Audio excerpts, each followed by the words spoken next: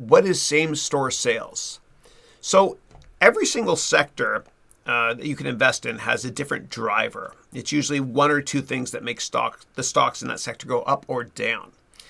For a lot of industries, it's the price of oil or commodities. For the banks, it's interest rates. For retail, it's what's called SSS, or same-store sales. And investors in retail companies, like people that invest in MCD, which is a ticker for McDonald's, for example, they only care about how much money each store is making each year over year. Okay, so the same-store sales 1 year over the previous year. And the reason that's important to retail investors, same-store sales, is because really sophisticated investors in retail stocks and restaurant stocks, etc., they know that you should not give a company credit for growing revenue a lot just because they open more stores. What's more important is how profitable each store is, or what's the revenue for each store. And so if we look at McDonald's, for example, a lot of investors were upset that McDonald's wasn't growing about a decade ago. Okay. It's not their fault. They're just really big, right? It's like the U.S. economy. It'll never grow more than a couple percent. It's just big.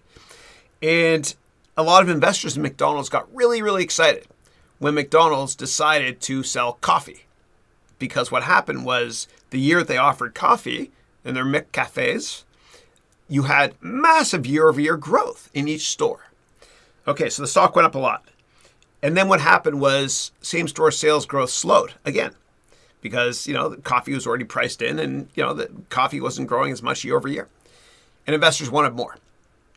So what McDonald's did was they said, okay, let's offer breakfast all day long instead of shutting down at 11 o'clock. I used to get pissed, man. I remember going with my kids to McDonald's. We wanted breakfast and it was 11:01 and they didn't give us breakfast. And, my kids got happy. I gave them a Happy Meal, whatever. But so they offered breakfast all day long. Okay, investors got a bit excited. Then growth slowed again. And same-store sales growth year over year was slowing for McDonald's. So what McDonald's did was they said, you know what? Instead of closing our restaurants at 11 o'clock at night, we're going to keep them open 24 hours for a certain crowd of people. I'm just kidding. I don't know what that means. I don't do that, actually. And so they kept the restaurants open, 24 hours a day. And that helped growth as well. So what's next? How are they going to keep growing same-store sales in the future? Will it be drone deliveries? Will it be partnering with Uber and Lyft or other driving services to ship McDonald's food to your house? Right? Maybe I'm just making it up. And that's why McDonald's always looks at new products to make. Right? They've got a pretty sophisticated kitchen in Chicago, their headquarters there, where they do a lot of R&D on different products. And that's why McDonald's always releases new products, because they want to grow same-store sales.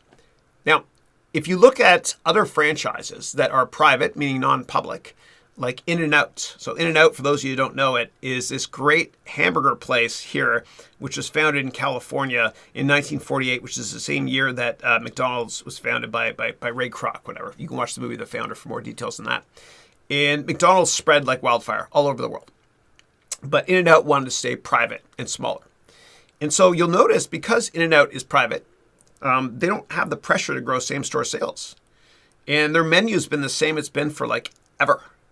Right? Just hamburgers, French fries, milkshakes. That's basically it. And they've got a secret menu as well. If you go to InNOut restaurant, ask for animal style, they'll fry up the burger in mustard. I usually get protein style because it's there's not much carbs. You get lettuce on the outside and meat on the inside, kind of like wonderful Korean food. So that kind of sums up same-store sales in a nutshell. Now, other sectors have different drivers. So if you look at the hotel industry, it's not fair and it's not right for somebody to get excited about investing in Hilton or Holiday Inn, et cetera, or Ramada, because revenue is growing a lot, because they're opening lots of new hotels. That's not organic growth.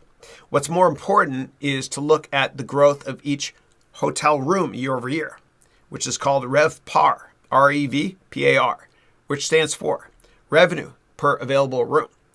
So in order to grow revenue year over year, they threw pay TV in, right, into those hotels. And don't worry, because the names of the movies you watch are not on the bill. I don't know what that means, but I read that the other day in a hotel.